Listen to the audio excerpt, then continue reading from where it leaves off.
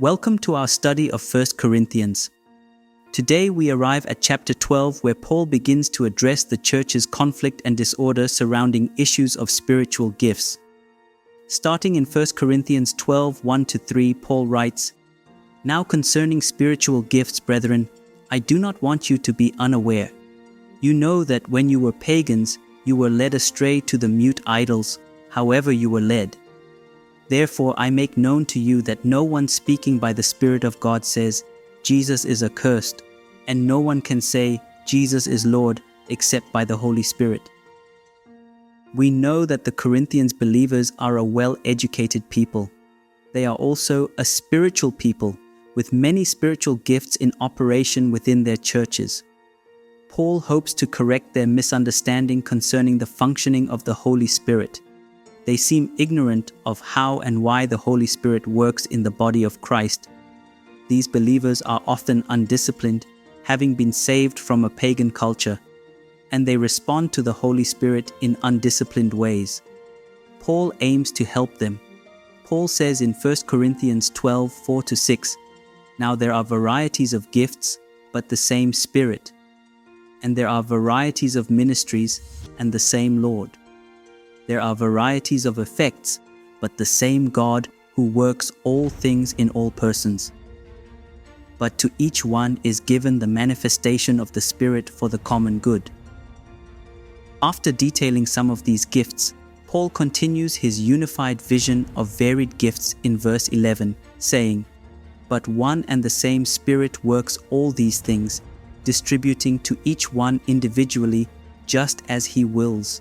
For even as the body is one and yet has many members, and all the members of the body, though they are many, are one body, so also is Christ."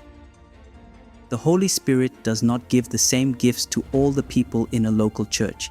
That means there are varieties of ministries in the church. Those gifts will all operate differently as they are used in different ministries. This diversity is important for meeting the many needs in the church and in the world.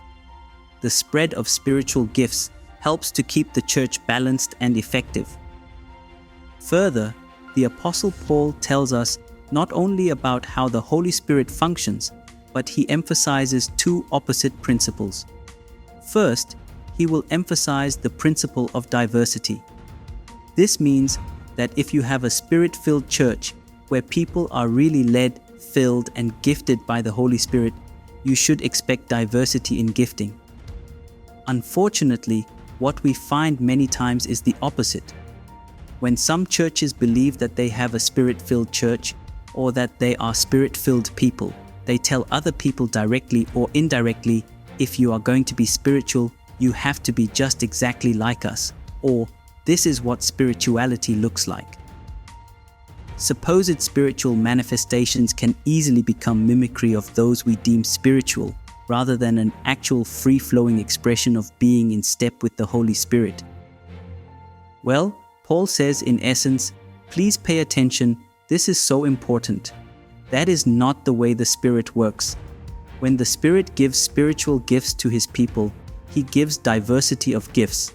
That means they will have a diversity of ministries. The Holy Spirit is also diverse in the way he anoints or energizes those ministries. Therefore, diversity, not uniformity, will characterize the Spirit-filled church. At the same time, however, Paul also emphasizes the principle of oneness. There will be an amazing unity and cohesion in a properly functioning Spirit-filled church. Now, how can you bring these two opposite principles together? Well, Paul brings these two positions together by using an inspired illustration. Paul says the church is like a human body. A human body is characterized by diversity. There is a difference between a hand and an ear, and an eye and a nose and a foot. All the different members of the body are diverse. However, because all the diverse members of the human body are under the control of one head, all the diverse members function with a oneness or coordination that is beautiful. They are synchronized. Paul says that is the way the Holy Spirit functions, and that is the way the church is supposed to function. The church is supposed to function with diversity and oneness. Now let's make a few important observations as we consider this analogy of the church functioning like a healthy body. We have already emphasized that there should be a diversity of gifts and ministries, and that they should all be working together in unity. But also observe that there is a plurality of ministers in the church. When the Holy Spirit is functioning in a body of believers, He does not only use the pastor or one or two other gifted members. No, when the Holy Spirit is functioning in the local body, He gives gifts to every member. There is no ungifted Christian or a Christian who is a part of the body of Christ who did not get any gifts when the gifts were given out. Every member of this body should be regularly using their gifts, and the Holy Spirit is the source of their giftedness. Is that happening in your church right now? Now, also note that the body analogy means that there should be empathy between the individual members of the body. Empathy means to feel with another. Paul puts it this way in 1 Corinthians 12:26, "If one member suffers, all the members suffer with it." This is a natural extension of the body metaphor. If one member of the body is hurt, the whole body hurts because the whole body is affected. You need do no more than smash your toe on something in the dark to discover this truth about the body. Does your church work like a body in that way? Do you feel each other's burdens as if they were your own and support one another out of that empathy? One more observation we can make can be summed up with the word equality. Every member of this body is equally part of the body. This does not mean that every part of the body has equal function, but they are all equally valued in the sight of God and equally important for the overall health and growth of the church.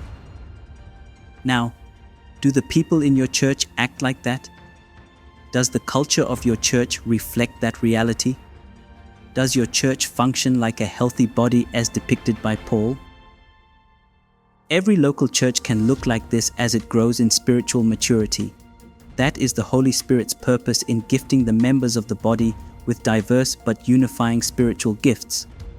When we return to Paul's discussion of spiritual gifts in 1 Corinthians 14, we find a lot undisciplined people responding in an undisciplined way to the moving of the Holy Spirit. The gifts of the Spirit are on display in the Corinthian meetings, but are not always orderly or profitably conceived.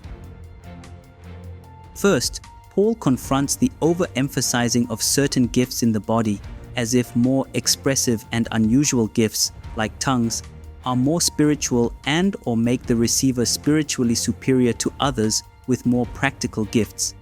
Not only is this wrong-headed, but it will also harm the church in a variety of ways. First, it will lead to division in the body as some are elevated over others. Second, it will lead to the suppression of other necessary gifts. Third, it will encourage mimicry rather than honest expressions of Holy Spirit manifestation. Yes, people will fake some spiritual manifestations to be seen, celebrated, and accepted.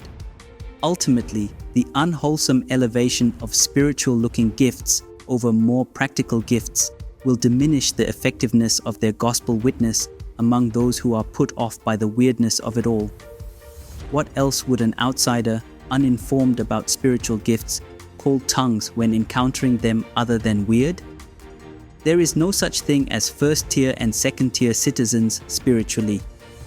To imagine that there is proves counterproductive in every way. After Paul ends chapter 12, he gives us the great chapter on love in 1 Corinthians 13, which Paul exalts as the truly excellent way. This excellent way stands opposed to the celebration of the unusual, which he confronts in chapter 14. In chapter 12, Paul tells us about the gifts of the Spirit, which are the evidence of Holy Spirit baptism and anointing. In chapter 13, Paul will talk about love, the richer evidence that the Holy Spirit has filled us and done a deep work in us. In chapter 14, the Apostle Paul will tell us about the orderly outcome that should prevail among us when the Holy Spirit is upon us and in us. What is the evidence that a body or a group of believers has the anointing of the Spirit upon them? Answer: an orderly outworking of spiritual gifts leading to a growing, diverse community unified by love. Because the gift of tongues is inherently unusual, the Corinthians have elevated it to the top rank of spiritual gifts. What could be a better manifestation of spiritual power than something as strange as tongues? In 1 Corinthians 14:26, Paul asks, "What is the outcome then, brothers and sisters? When you assemble, each one has a psalm, has a teaching, has a revelation, has a tongue, has an interpretation. All things are to be done for edification." Paul is saying that they are disorderly and that it is hurting them. Paul is obviously dealing with a problematic use of tongues in chapter 14. He mentions tongues 16 times. He goes on in verses 27 to 28. "If anyone speaks in a tongue, it must be by 2 or at the most 3, and each one in turn, and one is to interpret. But if there is no interpreter, he is to keep silent in church, and have him speak to himself and to God." Now, Paul does not have a problem with the gift of tongues. In fact, Paul says that he himself speaks in tongues more than anybody in the Corinthian church. Instead, he discourages speaking in tongues when the church is assembled in the large gathering, unless someone can interpret what is being said. Every gift has an arena for its exercise. The fixation of the Corinthians on the strange has created a circus-like environment that is harmful to all. So, he lays down some ground rules for the exercising of the gift of tongues in the assembly and some serious warnings about the consequences for ignoring his advice. Paul emphasizes that all things should be done to edify, which means done to build up others. You must edify one another. The service is not to be a time for showcasing superior spirituality.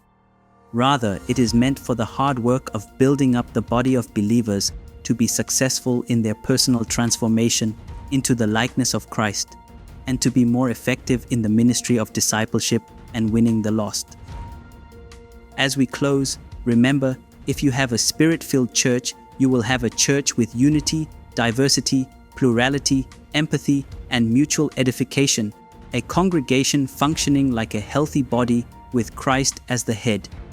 This demonstrates the reality that the invisible Holy Spirit is influencing the function and mission of your church. Is your church like this? It should be and can be if you will do your part by personally growing the spiritual maturity of Christ-likeness.